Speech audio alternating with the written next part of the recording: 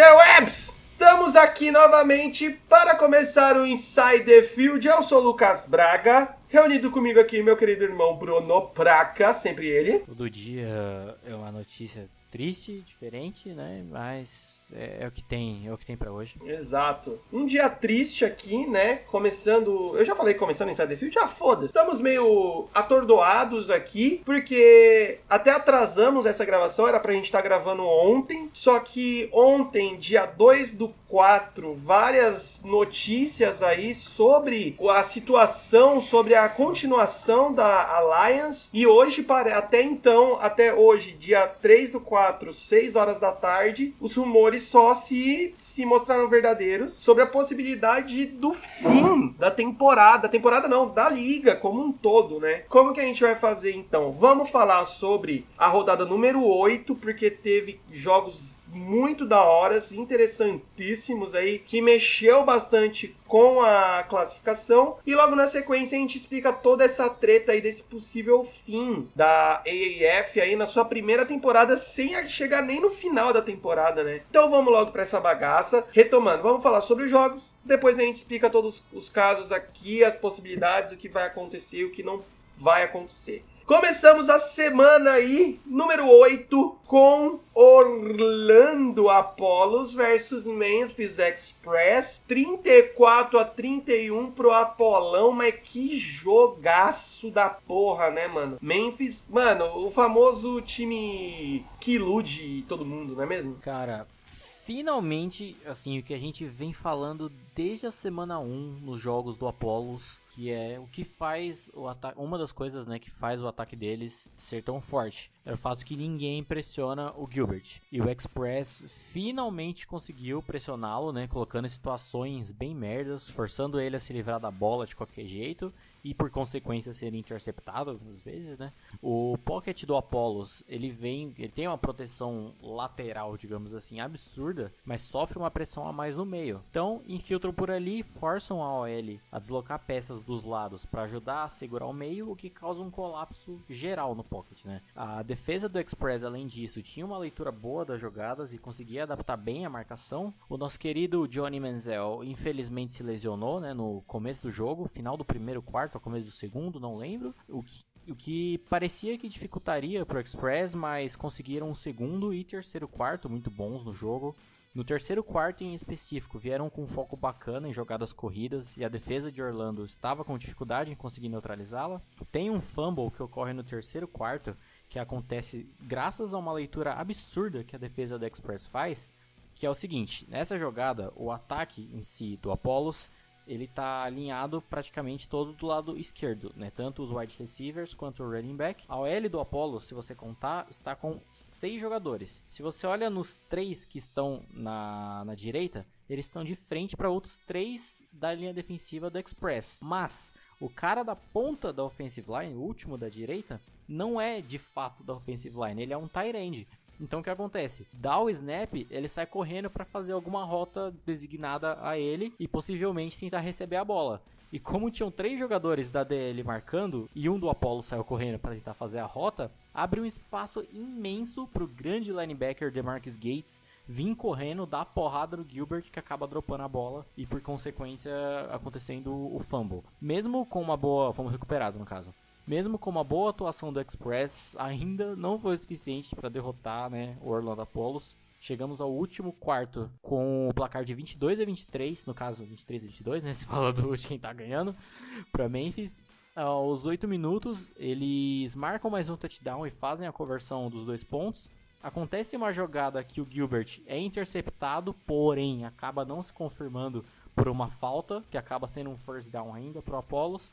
E aí, essa marcação adaptativa, digamos assim, por muito tempo, por mais que você consiga manter ela funcionando durante boa parte do jogo, ela é difícil de se manter por muito tempo, porque vai fazer a defesa cansar mais do que o normal. Demais! É osso. Demais! Você conseguir manter, sei lá, quanto tempo dura? Umas 2 horas quase, o bagulho assim, é osso, velho. E aí acaba dando uma leve afrouxada e aí o ataque vem com tudo, suficiente, né, para o ataque do Apollos conseguir mais um touchdown com a conversão dos 2 pontos e ainda mais um field goal para vencer o jogo.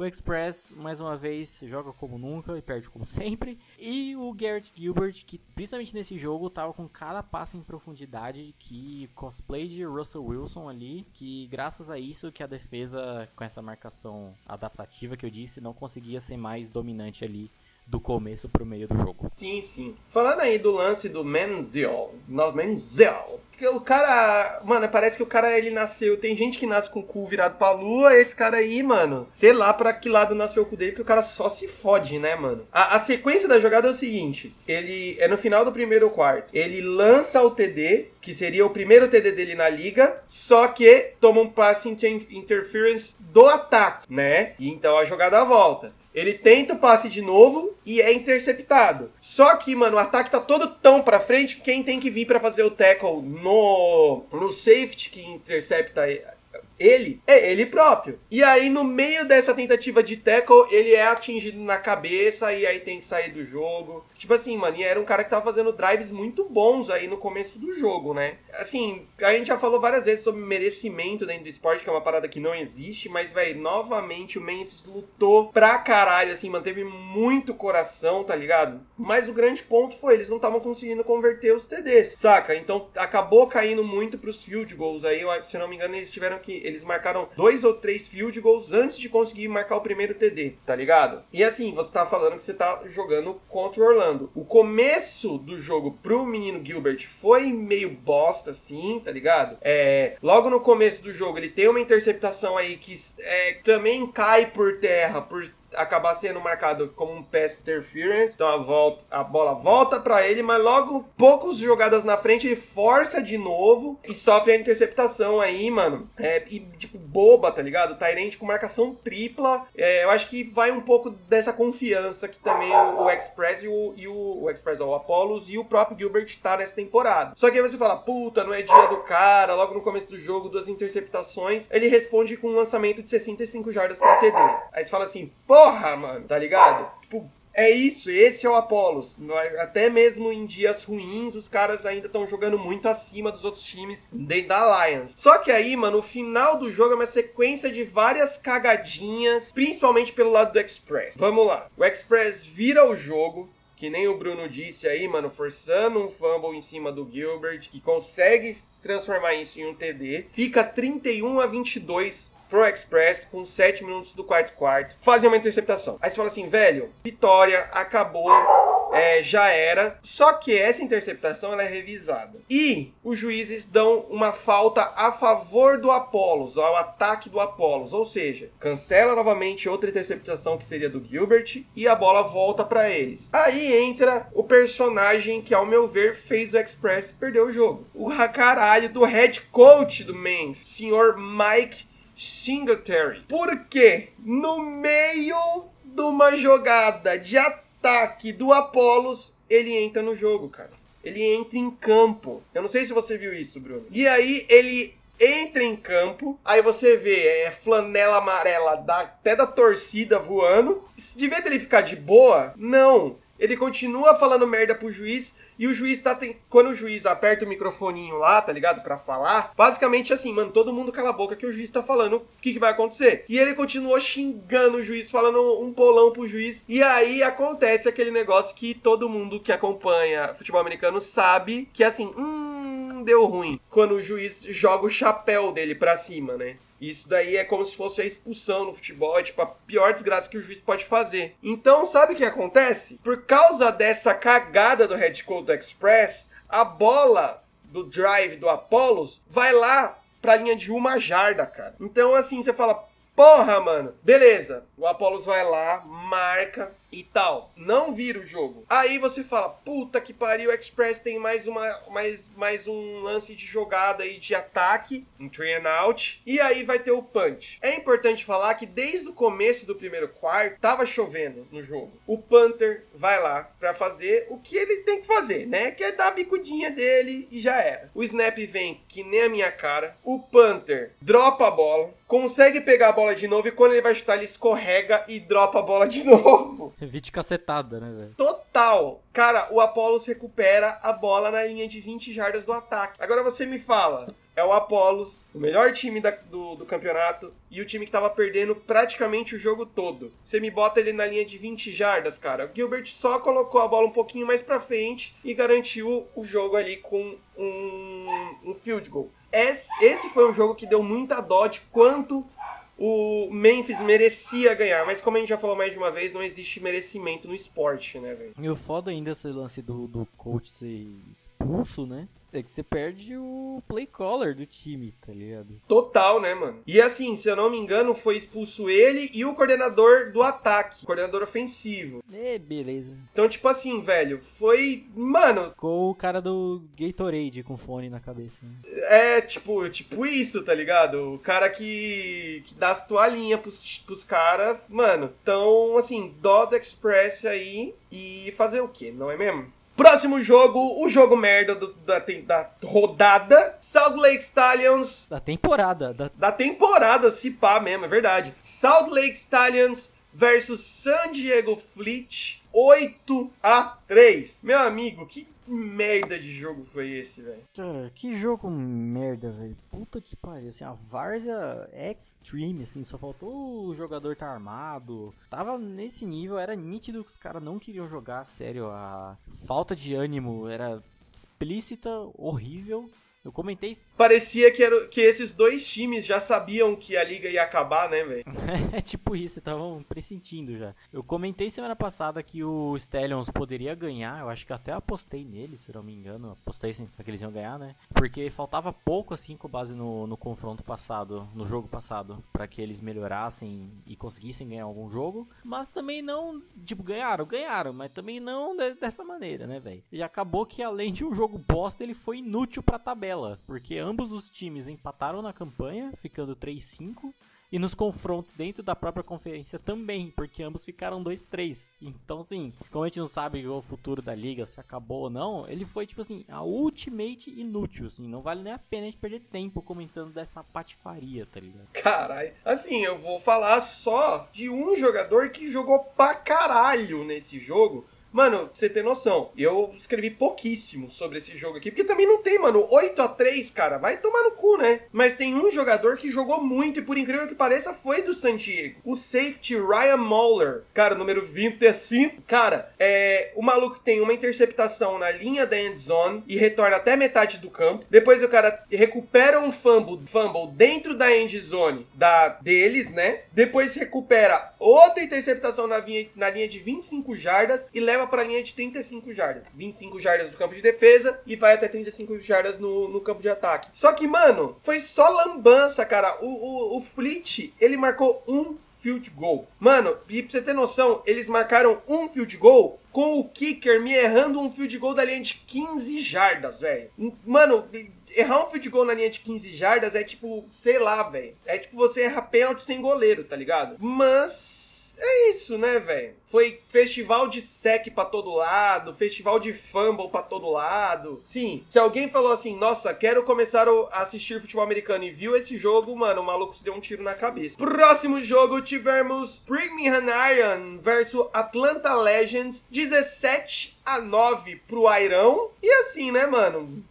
outro jogo, foi um joguinho bem mais ou menos esse, né? É, um jogo semi-merda esse aí, né? Era, assim, a última chance do Legends conseguir e ter um spot em playoff. Falharam miseravelmente. A defesa até conseguia exercer pressão no Perez e fazer uma cobertura minimamente decente em passes, mas sofreram bastante com o ataque terrestre. E o ataque deles conseguia avanços, do Legends no caso, conseguia avanços com passes curtos, porque a defesa do Iron estava levemente de sacanagem, né? Principalmente no primeiro tempo, mas não o suficiente, tanto que os pontos do time de Atlanta vieram apenas por field goals. E o Iron, que ficou neutro em relação ao que eu disse semana passada, né? Nem deu os vacilos que vinham dando, mas também não vieram com o ataque absurdo que já vinham demonstrado.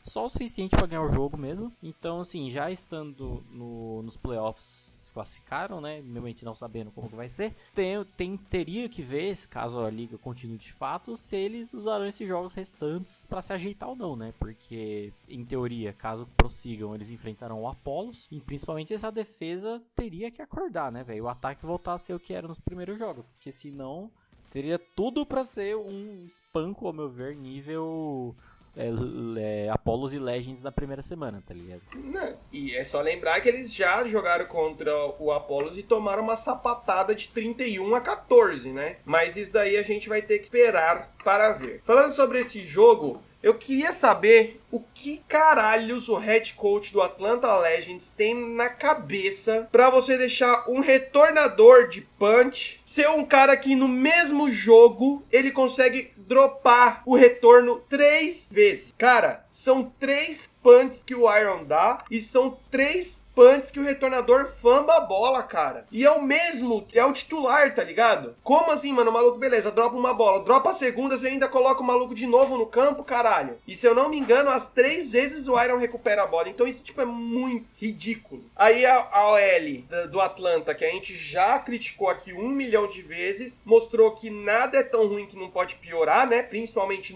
a partir do terceiro quarto desse jogo. Pelo menos tivemos a volta do nosso herói, do nosso guerreiro, o amado Ku. Voltou aí, continuou 100% nessa temporada, meteu 3 field goalzinho ali, na medida. É o único cara que se salva desse time do Legends, né?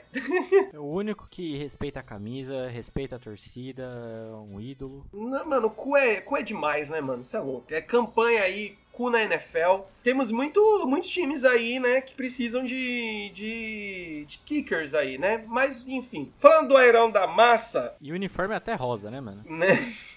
Falando do Airão, a gente teve uma garfadinha neles aí, mano, que o primeiro TD deles foi nítido, nitidaço, assim, mas foi revisto pela arbitragem e não deram. Nada nível NFL, assim, mas, né, tem algumas coisas a se dizer aí sobre essas arbitragens, às vezes. Assim, o time foi bem tranquilo, jogou de boaça, assim, quase que treino. A OL se mostrou bem fraca, porque tava tomando uns leves sufocos aí da DL do Atlanta, né? E olha que a DL do Atlanta não é lá a coisa mais bonita da vida. Tanto que o nosso amigo Press toma umas belas de umas pancadas, tanto que ele acaba não finalizando o jogo. Quem entra é o reserva, né? O Keith Price, que termina. Mas, assim, se a gente tiver a continuidade da Alliance, o Iron tem que, mano, acertar certos pontos, assim, não são muitas coisas, mas tem que acertar porque, mano, você pegar nos playoffs, o Apollos, no nível que o Apollos tá jogando, que até quando tá jogando mal, tá jogando bem, eles vão ter que bater melhor de frente aí. E finalizando essa rodada, aí tivemos um jogo bacana. Arizona Rockshots versus San Antonio Commanders, 23-6. E apesar desse placar aí, mano, o jogo foi interessantíssimo. E o Rockshots mostrou um avanço e uma melhora gigantesca, né, mano? Porra, você é louco, sim, mano. É bizarro para pensar na melhora que eles tiveram. Interessante, assim, que no comecinho do jogo, antes mesmo do kickoff, o narrador fala que o Hot Shots é a pior defesa em algum ponto em específico, que eu não me lembro qual era. Se eu não me engano, é a pior defesa fora de casa, algo assim. E, mano, o que eles fizeram nesse jogo, velho, foi um absurdo, tá ligado? Porque pararam corridas antes da linha de scrimmage, exerceram pressão absurda no quarterback do Commanders, uma cobertura muito bem feita em passes também, junto com falhas do quarterback do Commanders, né, de lançar a bola em profundidade contra uma marcação homem a homem. Errou feio, errou rude. As interceptações dele doía o olho de ver, porque, mano, era a forçação de barra, tá ligado? E o ataque do Hot Shots, mano, o menino Wolford toda semana elogiando os passes longos em profundidade dele. O primeiro touchdown do Hot Shots é um passe longaço, sensacional, mas também levemente patrocinado pela defesa de San Antonio, que tava perdidaça, né? Parece que eles tomaram a pressão, aceitaram ela e foda-se, assim. O ataque não conseguia se desenrolar, a defesa e o ataque insistiam nas mesmas coisas. Achei nesse caso um erro de comissão técnica mesmo, de não fazer ajustes, de tentar achar brechas, forçando coisas que não deu certo de maneira alguma. E esse placar catastrófico foi só uma consequência disso. Acho que foi meio parecido em questão de play call e etc, similar mais ou menos ao Super Bowl último, tá ligado? E o Sean McVay queria ganhar o jogo fazendo a mesma coisa, sendo que não tava dando certo. E no demais, sim, fica o empolgou do Hot Shots, que possivelmente nunca mais veremos, né? Mas que vinha merecendo isso, dado a evolução deles. E o puxão de orelha no Commanders, né? Portanto que já elogiamos também por ser um time que vinha de uma evolução muito bacana e acabar perdendo, sim, da maneira que perdeu. Não foi um espanco, apesar do placar, mas não deixa de ter sido feio. Foi muito feio. Cara, você falou aí do primeiro TD do Rot Shots. Eu anotei exatamente isso. E eu anotei ainda na parte do Commanders, que é simples, cara. Quando você joga contra um wide receiver como o Rashad Ross e você deixa um cornerback para marcar ele peito a peito ali, quase que na linha de scrimmage os dois, e apenas um safety no fundo do campo, você corre muito risco de tomar TD longo, e é isso que aconteceu. O Rashad Ross é um puta receiver, ele é muito rápido, ele executa a rota muito precisamente, e ele tem uma envergadura, o salto dele, não só a envergadura, mas a impulsão dele é muito grande. Então assim, o Alford, ele pode soltar a bola lá no quinto andar que o Ross vai buscar. Então assim, o San Antonio, o que o Bruno falou foi muito correto. Ele achou uma fórmula que tava vindo dando certo aí e achou que todo mundo vai cair nisso. E não é assim que funciona, tá ligado? A gente viu aí, por exemplo, o exemplo que o Bruno deu também, do Rams tomando no cu nessa, de tipo, não, a gente jogou assim o campeonato inteiro, agora vai dar certo. A gente já falou mais de uma vez aqui, futebol americano é estudo. E toda semana o seu time vai ser muito estudado pelo seu adversário, tá ligado? Eu acho que outro grande ponto aí negativo pro Commanders foi a DL, que, mano, dava tempo pro QB do Hot Shots, mano, sei lá, abrir o iFood, pedir uma pizza dentro do pocket, que ele não tava tendo, mano, dor de cabeça nenhuma, tá ligado? E finalizando, mano, um time como o Commanders, com toda a campanha e todo o time em si mesmo, fechar aí só com 2 field goals é feio, tá ligado? E sobre o Rot Shots, mano, é a mesma coisa que eu falei sobre o estudo. Eles sabiam os pontos fortes e os pontos fracos do adversário deles. E eles jogaram em cima disso. Então, tipo assim, a defesa se montou muito bem pra parar as partes mais fortes do Commanders e deixou a parte fraca deles, tipo assim, ó, joga aí, tá ligado? E, mano, abusou dessas rotas do Ross. Eles têm outros wide receivers que eu não marquei o nome aqui, que são ótimos, tá ligado? A defesa, essa DL do Hot Shots, mano, sim, fez aquele pocket sufocante, saca? Então foi isso, mano. Eles foram precisos, digamos assim. Ganharam jogando o que precisava ser jogado e já era. E agora a gente chega no ponto que a gente tem que conversar aqui e dar a notícia da treta toda que está rolando sobre, até então, é o fim da Alliance of American Football, né? A gente tem... Deixa eu pegar o nome do cara aqui, que eu esqueci de pegar o nome dele, que é... Música triste, por favor.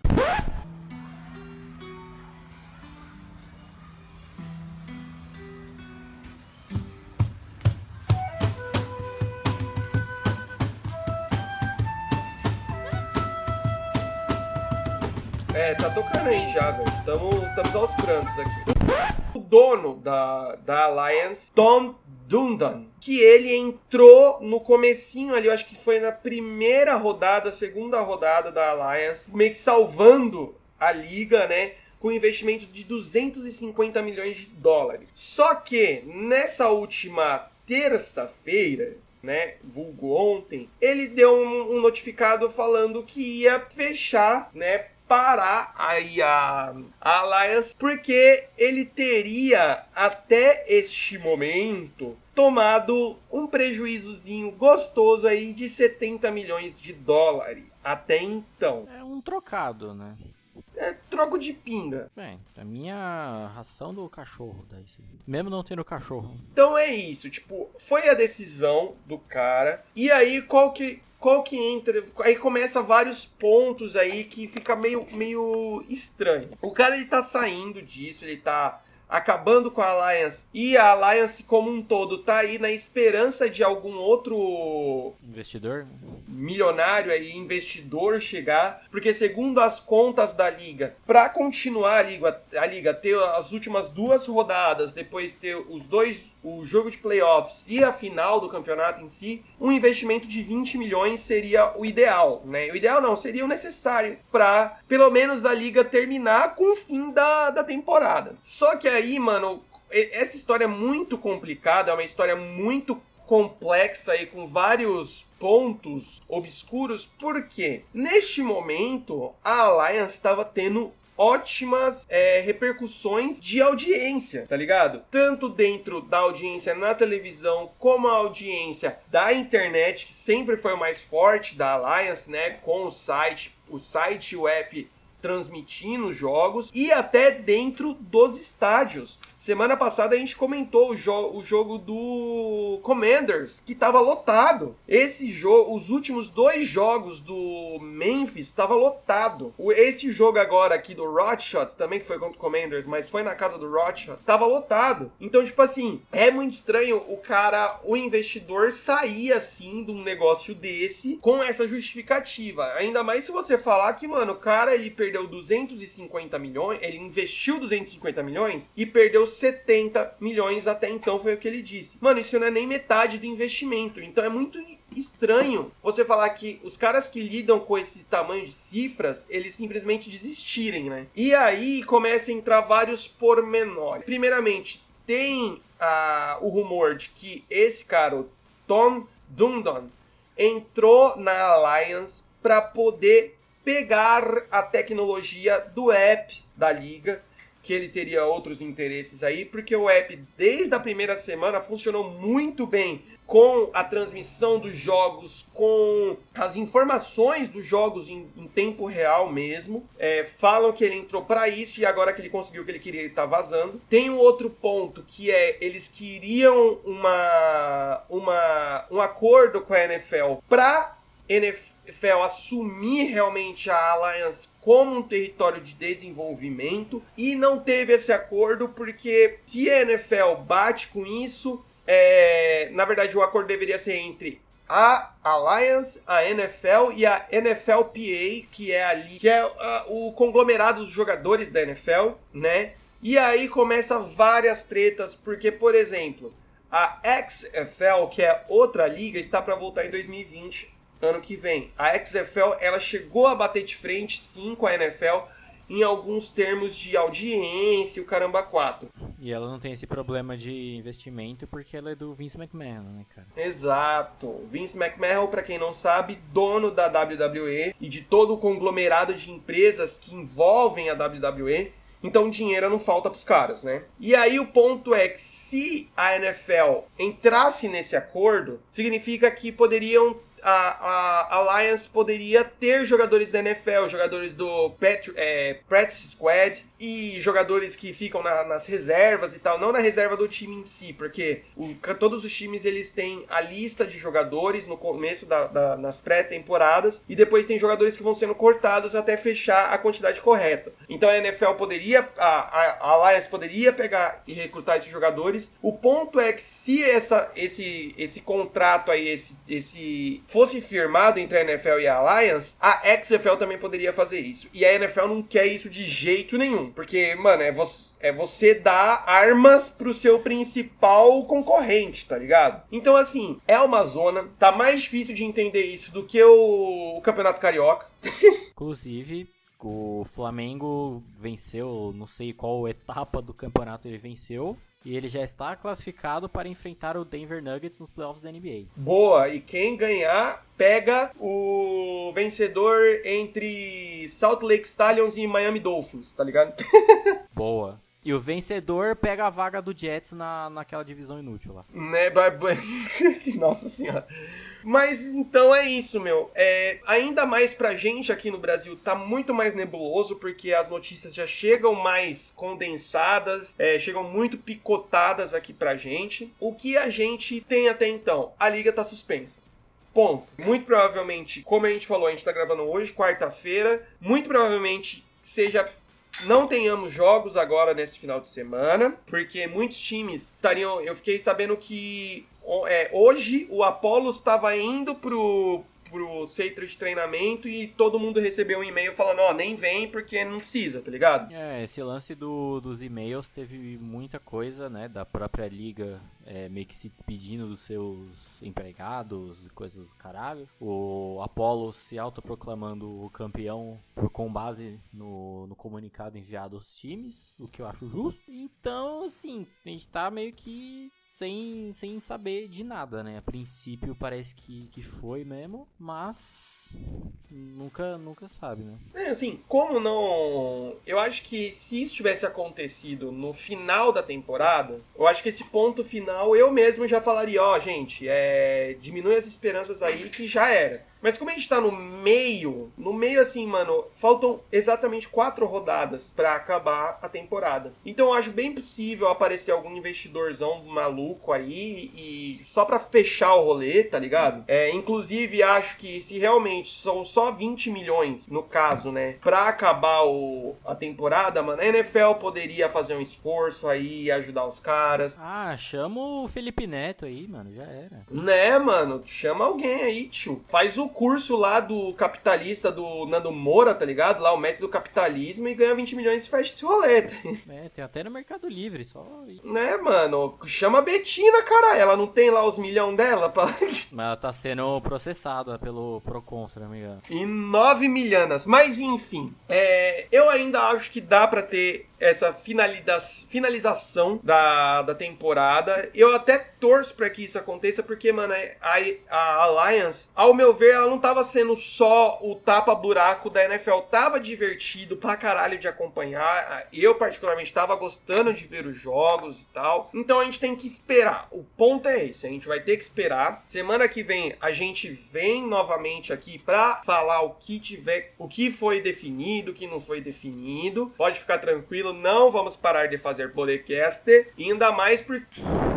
Nós vamos fazer o enterro da EAF que nem quem era que fazia o enterro dos times nos programas de futebol lá? O Netos, né? Sei lá. A gente faz o caixão assim por cima da EAF. Exato. Mas semana que vem a gente vai voltar assim. A gente tá falando que a gente vai fazer o podcast atualizando todos os times também aí da NFL. Então não se esqueça de se inscrever nessa bagaça, porque a gente vai falar sobre isso sim. Lembrando, todas as postagens a gente deixa nossos Instagrams aí, e aí se você seguir a gente lá, a gente vai começar a postar algumas coisinhas também sobre essas paradas pra ficar mais fácil de atualizar os casos, beleza?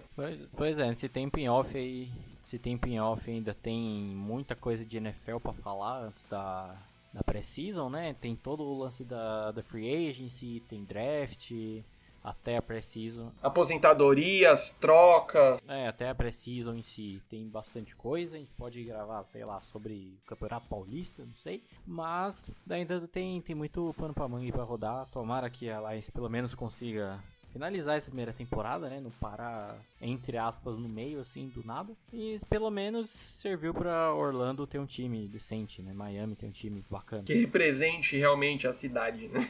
O estado. Então é isso, galera. Eu espero que vocês tenham gostado.